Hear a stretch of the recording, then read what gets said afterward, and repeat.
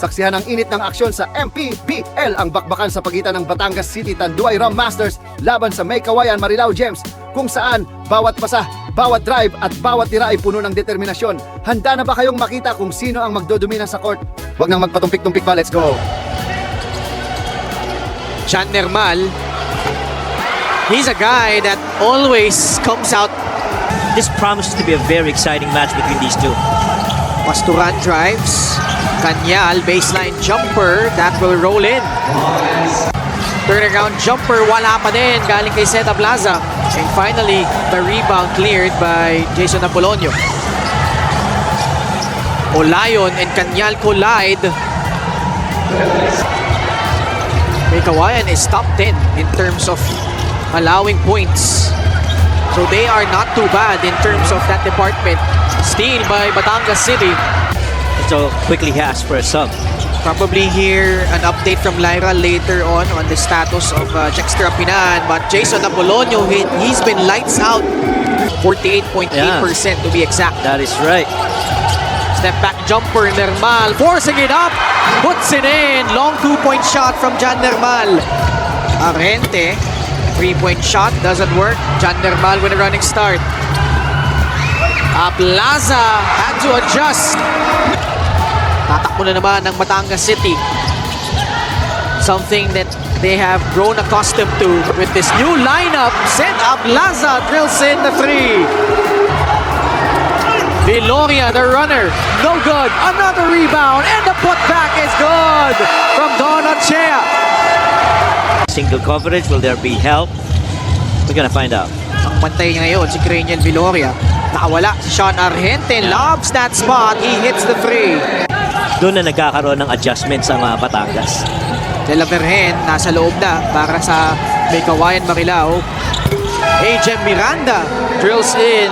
Sports Plus is the official sportsbook of the MPBL. Scan a QR code to play or visit www.sportsplus.ph.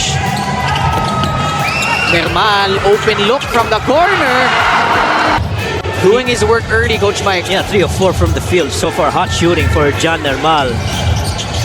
7 points already. De La Vergen to answer right back. The Batangas City Tanduay Athletics.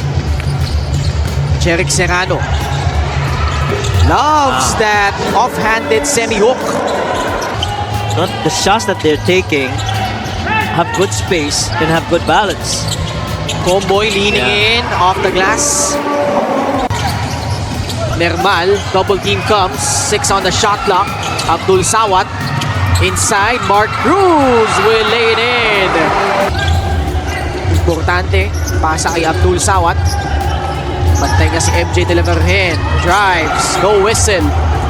Vince Tolentino stood his ground. Dive, drives to the baseline. Kick out pass, Miranda, corner pocket free. Straight but long. The reload from MJ. Second triple of the ball game for De La Vergen. Maraming salamat, Lyra. And nakikita natin, ang Batangas City. Each and every game, that maturity. You know, for him to come back and to be joining his brothers here in Batangas, I'm sure he is pretty excited. Ganun din ang pakiramdam nito mga kanyang mga kaibigan. Running start for AJ Miranda.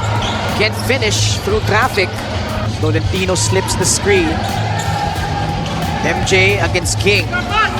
Cut inside, Miranda. Great backdoor cut for the reverse. Abdul Sawat at the corner. Steps back, jumper over Naive, and he hits it. Comboy drives baseline. No look pass. Mark Cruz turns around, jumper trickles in. Relentless on the pursuit for the rebound was Ino Comboy. Comboy sumubok ulit sa 3. Yes!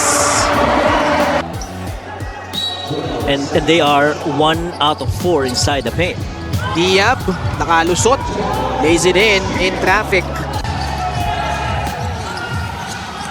Ino drives. Gets it to Rin William Bing. Jumper over Bricks Ramos is good. Ablaza. Hands it off to Craniel Viloria. Balik kay Seth Ablaza.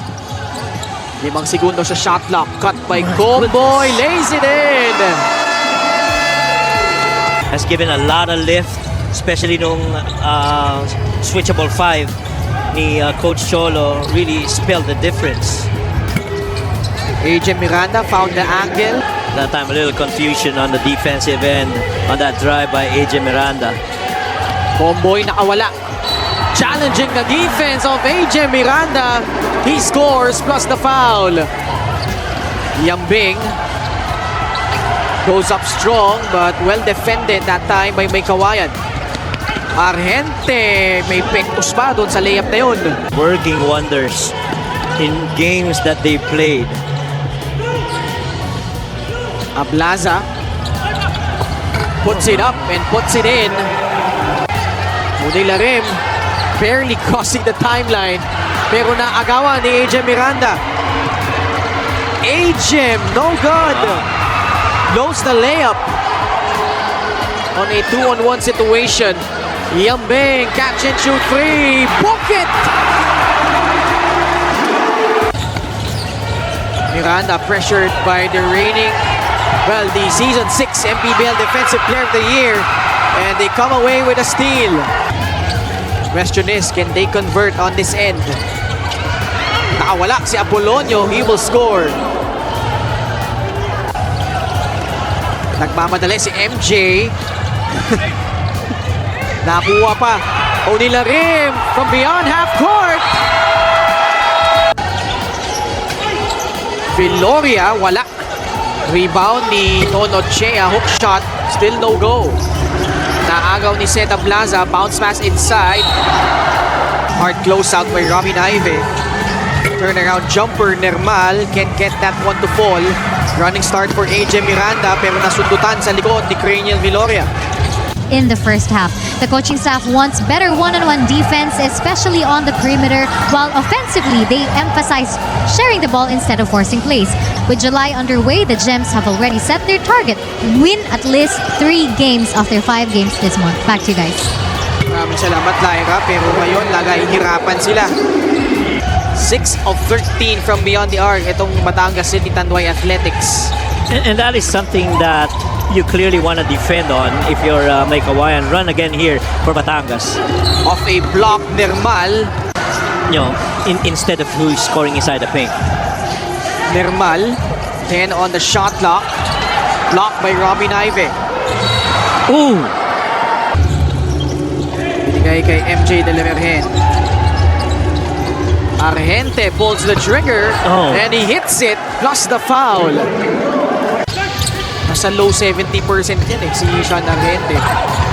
MJ takes it and makes it from rainbow distance.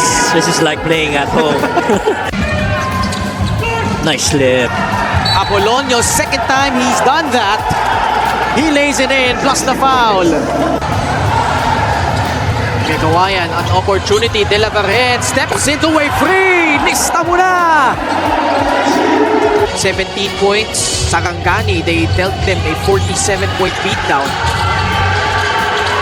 So this is their toughest homestand. Let's see what they drew up off that timeout. Oh, good play. Mark Cruz in the nick of time. Meantime, for Batangas, they're not getting so much inside the paint because the defense has stepped up for May Kawayan. Good pass, good pull-up. Mark Cruz with a jumper. De La Virgen off that Kanyal pick. Apolonio stretches for the finger roll. How valuable is that Gortat screen? Cross-court pass, Patrick Ramos. Sumalaksak. What Out of shot. contact, no whistle, but makes it anyway. 5-point lead. Double team comes, Kanyal, nakawala. Pero nawala rin sa kanya yung bola. Turnover against May Kawayan Marilao. Super extended yung defense ng Batangas. They don't want any easy shot attempts. May Kawayan spreading the floor. Yambing turning back that shot by Miranda. And that concludes the third quarter. Lumayo yung Batangas no second quarter pero dikit naman tayo sa third. Yambing with another block. And they come away with a steal. Comboy ahead. Lays it in with his left hand. Because that is going to happen. You will get fouled, you will get to the line, but you gotta make it. Open look, De La Vergen. Will they count it? Well, Quezon missed free throws that could have turned the tide in their favor. So that is the value of making free throws against Batangas. Those long arms. Yambing deflecting that Miranda pass, forcing a steal. Abdul Sawat. Pasa sa loob. Miranda rejects it from behind. Comboy slowing things down. Takes the three and makes it. How about that from Ino Comboy? Tsaka the rate that they've been shooting threes still in this. Comboy nagmadali that time. How about Rinwil Yambing? Only has 6 points, a couple of threes, but 3 steals and 3 blocks. Counter steal though by May Kawayan Marilao. Naive blocked from behind by Rinwil Yambing. Hometown crowd ng Batangas really always in full love of their team. Wow! Another block this time from Ino Comboy. My goodness! MJ, 3-point shot, wala. Got it back, De La Vergen. The finger roll is good. 17 points for the former Batangas City player. Crossing the timeline. Yambing for free.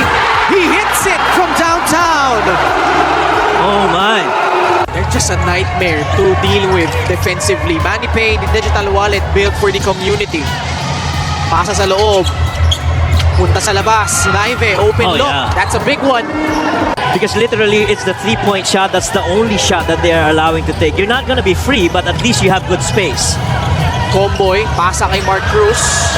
Jumper, book it. Reina Viloria, Mintes.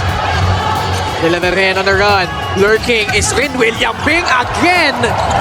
Last 2 minutes brought to you by Sports Plus, the official sportsbook of the MPBL. Steal by May Kawayan. They still have a chance here. Naive. Graniel rising up for the jumper.